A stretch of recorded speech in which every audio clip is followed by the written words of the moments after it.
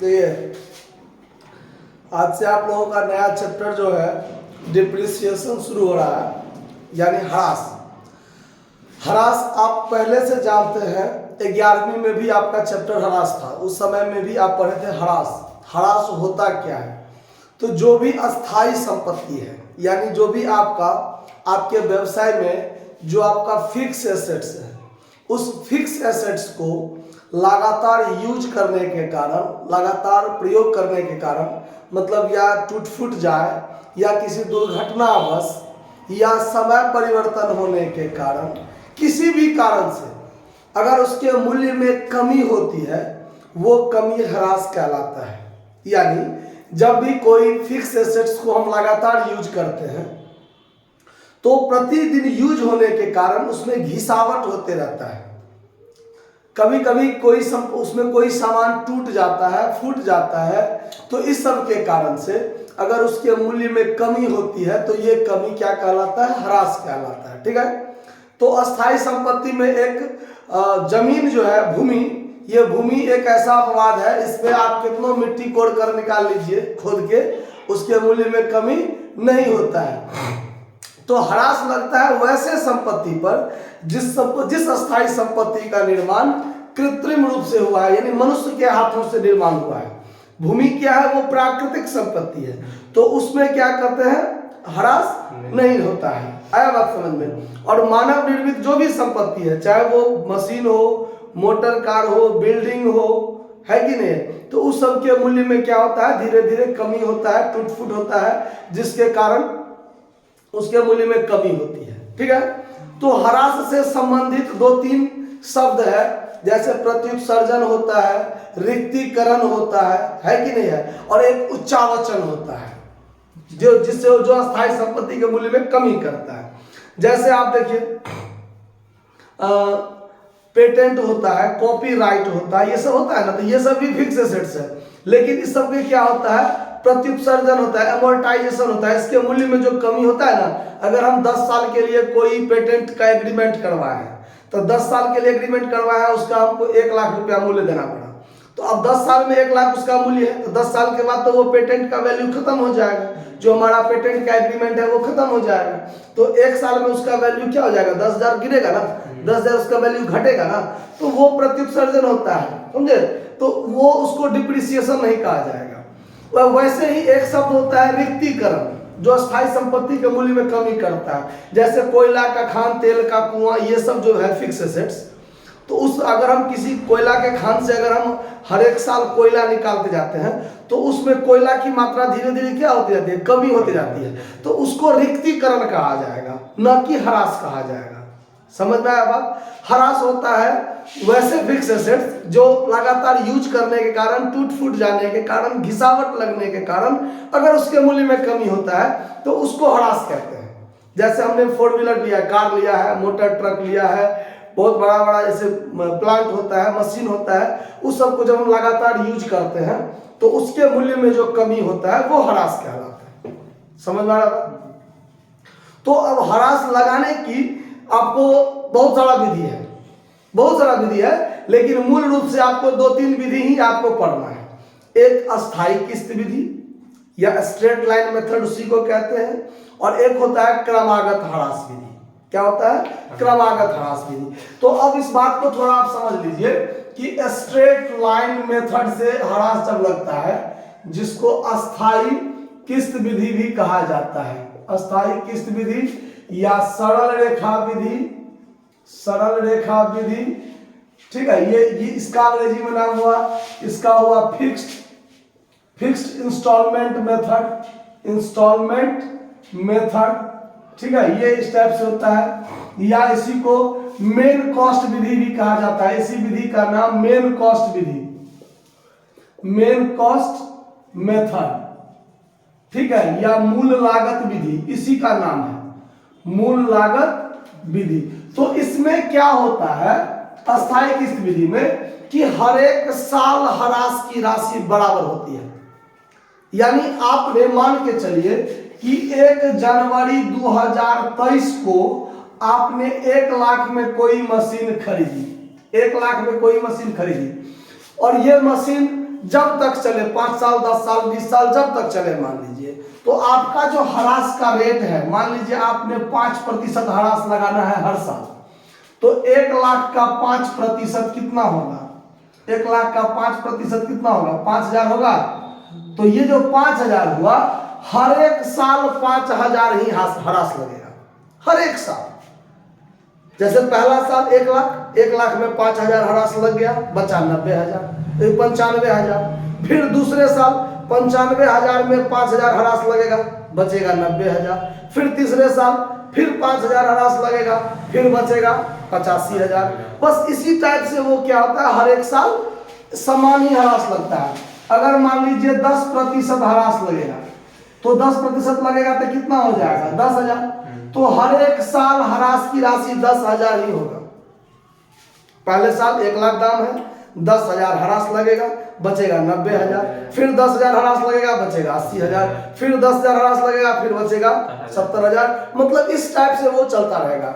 मतलब एक बार आप पहली साल हरास निकाल लीजिए, हर एक साल आपका हरास का राशि उतना ही रह जाएगा। समझ में आ रहा था?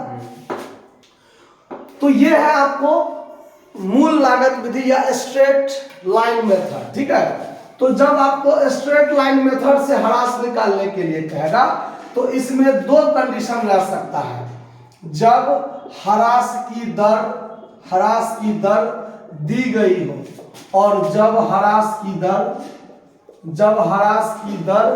नहीं दी गई हो, दो तरह से हो सकता है।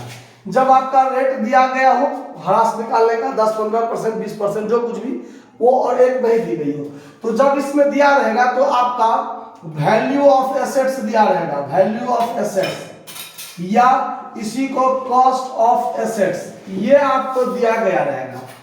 रेट ऑफ डिप्रिसिएशन ये भी आपको 10% या 15% कुछ ना कुछ दिया रहेगा। तो आपको ईयरली डिप्रिसिएशन जब निकालना होगा, ईयरली डिप्रिसिएशन, तो कॉस्ट ऑफ एसेट्स गुने 10% मान के चलते हैं 100। तो अब आपका पहली साल जो हरास निकलेगा ना, वही हरास हर साल लगेगा। आपको हर एक साल हरास निकालने की कोई जरूरत नहीं है। आया बात समझ में?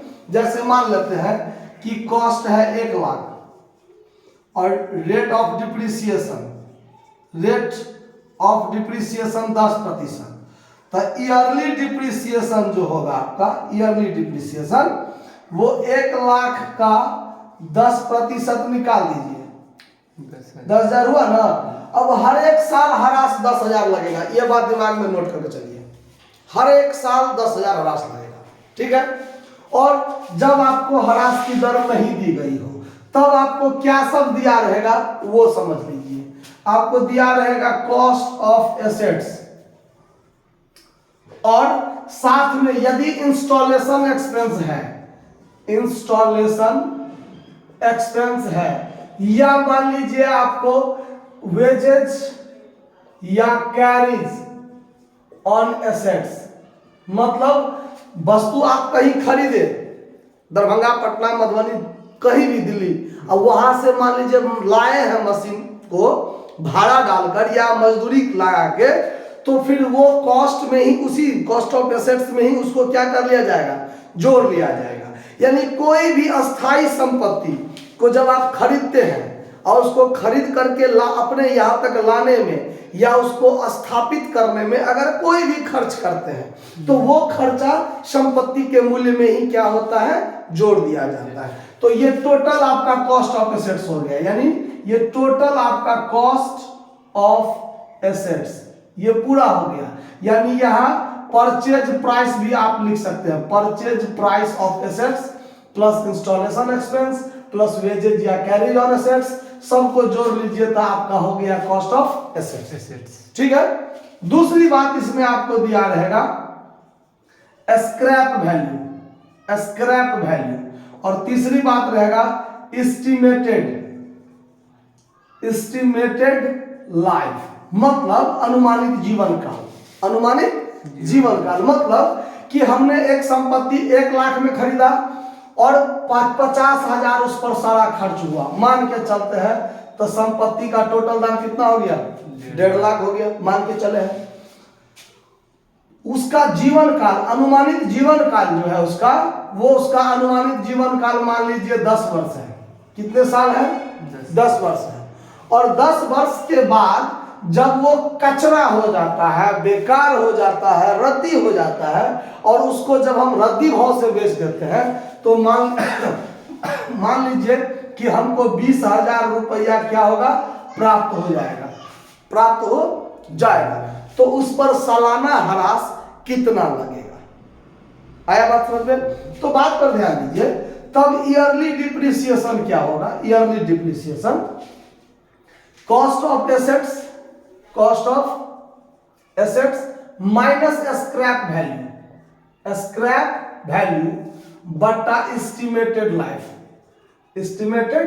मतलब कि संपत्ति का दाम तो मेरा 1.5 लाख था, उसमें से 20,000 तो हमको प्राप्त हो जाएगा। 10 साल के बाद 20,000 हमको क्या हो जाएगा? प्राप्त हो जाएगा। तो ह्रास वास्तव में कितना लगा? 1,30,000 लगा।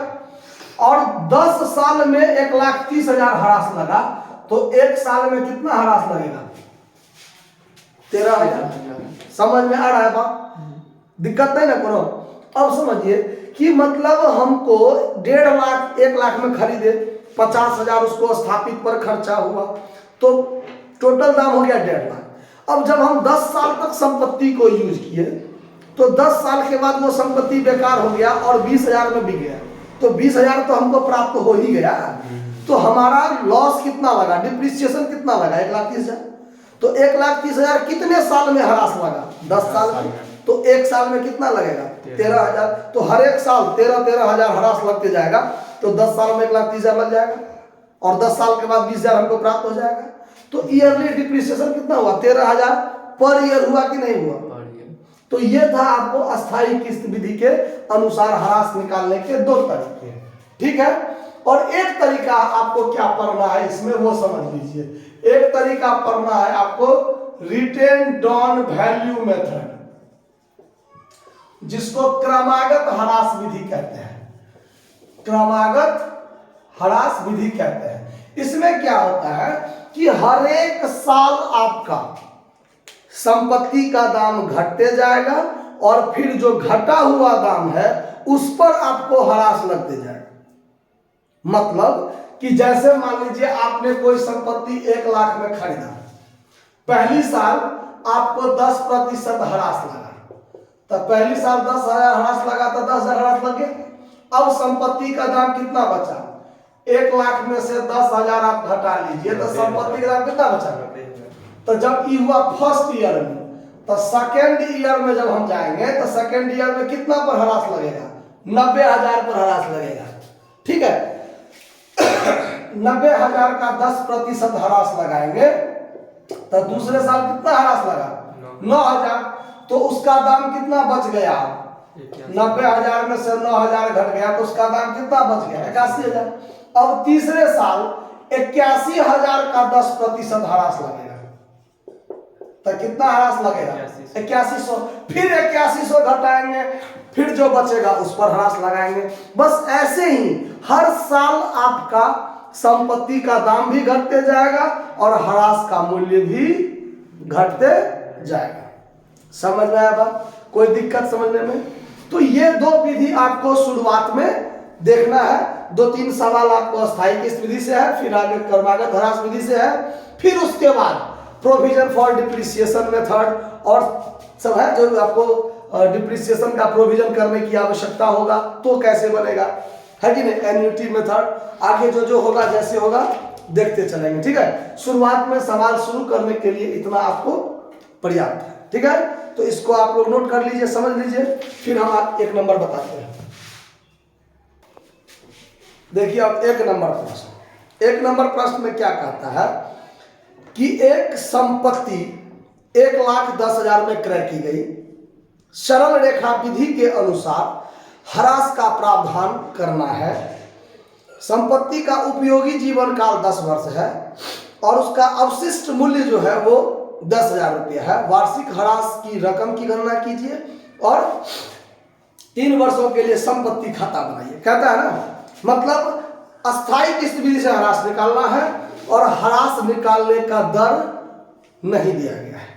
जब ह्रास निकालने का दर नहीं दिया गया है तो क्या सब है उस पर ध्यान दीजिए। Cost of assets, cost of assets 1,10,000 दिया हुआ है। स्क्रैप वैल्यू 10,000 दिया हुआ है और एस्टिमेटेड लाइफ, अनुमानित जीवन काल कितना वर्ष दिया हुआ है? 10 वर्ष दिया हुआ है। तो आपका ईयरली डिप्रिसिएशन जो होगा, ईयरली डिप्रिसिएशन वो कितना होगा बताए थे हम कि cost of assets minus scrap value बटा एस्टिमेटेड लाइफ। मतलब कि 1,10,000 में से 10,000 तो बचिए जाता है कितने समय के बाद? 10 साल के बाद। तो 10 साल में कितना ह्रास लगा? 10 साल में कितना ह्रास लगा? 1,00,000। अब 10 साल में 1,00,000 लगा तो 1 साल में कितना लगेगा? 10,000। मतलब ईयरली डिप्रिसिएशन 10,000 है। बात पर समझ में आया बात? और इसका हमको 3 साल के लिए आपको मशीन का खाता बनाना है, यही ना? एसेट्स अकाउंट बनाना है। देखिए 3 साल के लिए जब हम बनाएंगे तो कैसे बनेगा उस पर देखिए। ये DRCR, डेट पार्टिकुलर अमाउंट आप लोग लिख लीजिएगा। अब देखिए सवाल में डेट मेंशन नहीं है, क्या तारीख को खरीदा है नहीं कहा हुआ है। हम मान के चलते हैं कि ये हमारा फर्स्ट ईयर है और फर्स्ट ईयर के प्रारंभ में ही संपत्ति खरीदे होंगे, मान कर चलेंगे। फर्स्ट ईयर में प्रारंभ में हम संपत्ति खरीदे होंगे, तो संपत्ति खरीदेंगे तो संपत्ति एसेट्स अकाउंट या टू कैश अकाउंट एंट्री बनाएंगे ना, तो टू कैश या टू बैंक जो लिखिए। तो यहाँ पर हम टू बैंक अकाउंट लिखते हैं, टू छोड़ दिए, टू बैंक अकाउंट लिखते हैं। हमने कितना का संपत्ति खरीदा? 1,10,000 का खरीदा। ठीक, अब हमको कोई बात नहीं है, फर्स्ट ईयर के लास्ट में जब हम डिप्रिसिएशन लगाएंगे तो हमारा संपत्ति का दाम क्या होगा? घट जाएगा। तो घटता है तो क्रेडिट में लिखेंगे और क्या एंट्री क्या बनता है? Depreciation account DR2 assets account. तो एसेट्स है क्रेडिट में, तो क्रेडिट में क्या लिखेंगे? By depreciation account. तो बाय डिप्रिसिएशन अकाउंट कितना रुपया लिखेंगे? 10,000। बात खत्म हो गया। फर्स्ट ईयर में इससे ज्यादा कोई बात नहीं। 1,10,000 1,10,000 और 10,000 घट गया तो संपत्ति का दाम कितना बच गया? 1,00,000, जो मेरा बाय बैलेंस CD हो जाएगा।